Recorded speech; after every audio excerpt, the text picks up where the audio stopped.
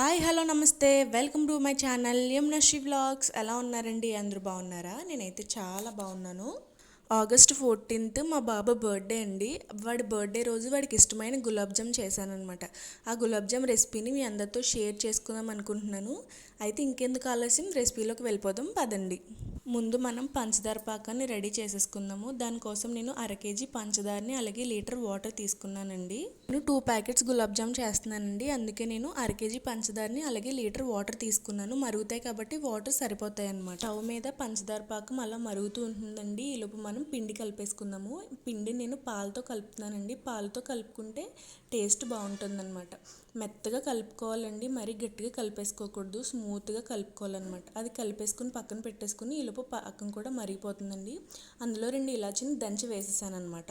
పాకంలో ఇలాచీ వేసిన తర్వాత 5 మినిట్స్ మరగబెట్టేసి స్టవ్ ఆఫ్ చేసేయాలండి. పాకం రెడీ అయిపోయిందండి. ఇప్పుడు మనం ముందుగా కలిపి పెట్టుకున్న పిండిని చిన్న చిన్న బాల్స్లా నెయ్యి వేసుకుని చుట్టేసుకుని రెడీగా పెట్టేసుకున్నాను. తర్వాత పొయ్యి మీద ఆయిల్ పెట్టేసుకున్నానండి. చాలా కొంచెం ఆయిల్ అయితే సరిపోతుంది. అలాగే నూనె కూడా ఎక్కువగా మరగవలసిన పని లేదండి, లైట్గా హీట్ ఎక్కితే సరిపోతుంది. బాగా మరిగిపోతే ఏంటంటే వేయగానే కలర్ వచ్చేస్తే కానీ లోపల కుక్ అవ్వవు. సో లైట్ హీట్లో ఉన్నప్పుడే బాల్స్ని వేసేసి బ్రౌన్ కలర్లోకి వచ్చే వరకు ఫ్రై చేసుకోండి. తర్వాత పాకంలో వేసేయండి. అంతే, గులాబ్ జామ్ రెడీ అయిపోయినాయండి. చాలా టేస్టీగా యమ్మీగా ఉన్నాయి. మా పవన్కి బాగా నచ్చాయి అన్నమాట.